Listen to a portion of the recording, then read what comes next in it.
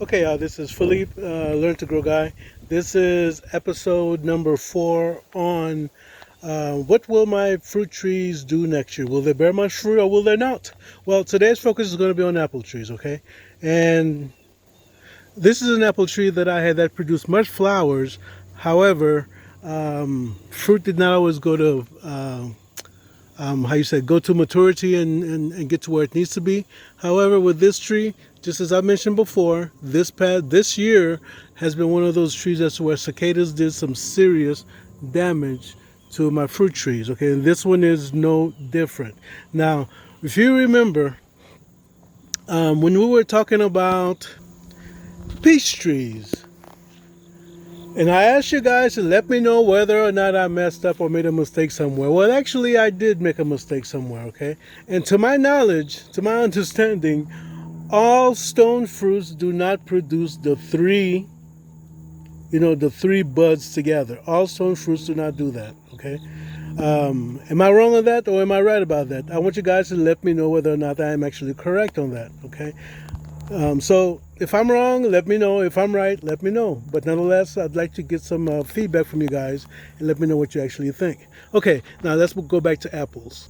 As I said before, this apple tree has always produced a lot of leaves and stuff like that, produced a lot of flowers, but the fruit never really goes to solid maturity for one reason or another.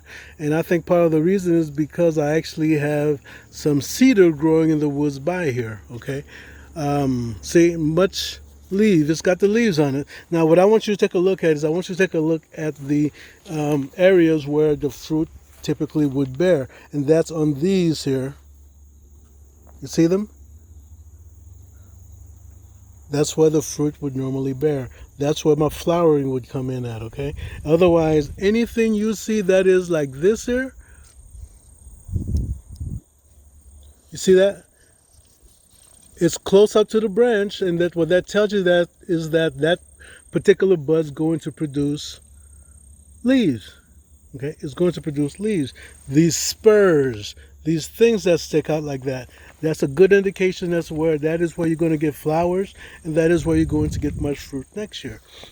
Now look at this branch, even though it's been damaged, we've been here already, where I showed you the cicada damage. You see that? It's got the spurs. The spurs is basically where you're going to get your fruit from, okay? That's where you're going to get the flowers. And remember, around every spur that produces flowers, around all the flowers, there's always leaves that grow there as well, okay? See? Spurs. It's got plenty of spurs, okay? Make you want to do something in the spur of the moment, right? Okay, bad joke, real bad joke. Sorry about that. Okay, now see, look, see that? Leaves. That's going to produce leaves. If you look at what's growing there, you can see it is actually the flat ones. It is the flat buds, and it's not the spurs. Okay, the spurs will stick out. Dead branch, I can guarantee that's dead branch. And again, this is by cicada damage. Remember what I told you. Do not pull or take anything off unless it's dead. Well, look, the only little living area was that little part of that, the little green part there. Otherwise, the branch is dead. As you can, if you look at it, plenty of cicada damage. This is dead. Like I said, but like I always like to say, it's dead, Jim. You got to be a tracker to get that. Anyway, okay, so in the spring, I'm expecting much fruit. I'm expecting much flowering from this particular tree. Now let's go take a look at the one over there. Okay, with this one here,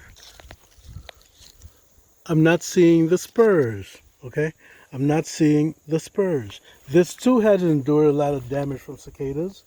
Okay, but nevertheless, I'm not seeing the spurs. Now I'm not, it's like in previous years, this tree may have produced a flower here and there, but like for example, this here is one of those spurs, but as far as overall, I'm not seeing too many spurs on this particular tree. Okay, there's not that many spurs on it, which means what? This particular tree here, which has been here for too long, it's a Honeycrisp. See that? It's a Honeycrisp, but nonetheless, it's not producing. It's not producing. Okay. Now let's go take a look over here. Since this is apple tree day, and again, I have I have that appropriate pine that produces stuff that'll mess with these leaves, that'll mess with my apple trees. That cedar rust stuff. I need to make sure next year I do something pertaining to copper on these trees. Okay. Looks like the tomato plant's trying to do a little bit of comeback, but I think it's probably too late for me to get any fruit from it for the year. That's from the groundhog. Okay. See, this one may have little spurs here and there. Okay, not too many.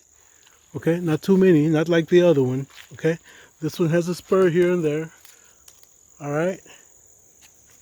And now the question is whether or not they're going to produce because of the damage, the amount of damage that these trees have actually gotten from the cicadas.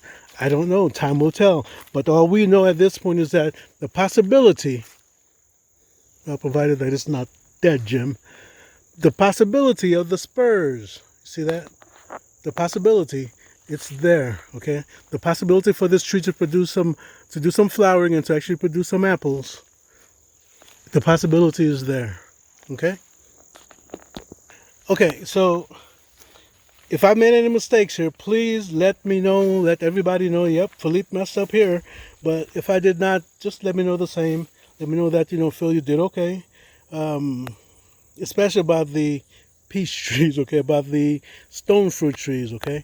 Take a look at that. Take a closer look at that and see if I'm wrong. If I'm right, let me know I was right. They're supposed to produce 3. But if I'm wrong, let me know that it only produces 1. The other stone trees, the other stone fruit trees only produce 1 bud for fruit bearing. Okay, y'all take care. Be sure to like, subscribe, and share.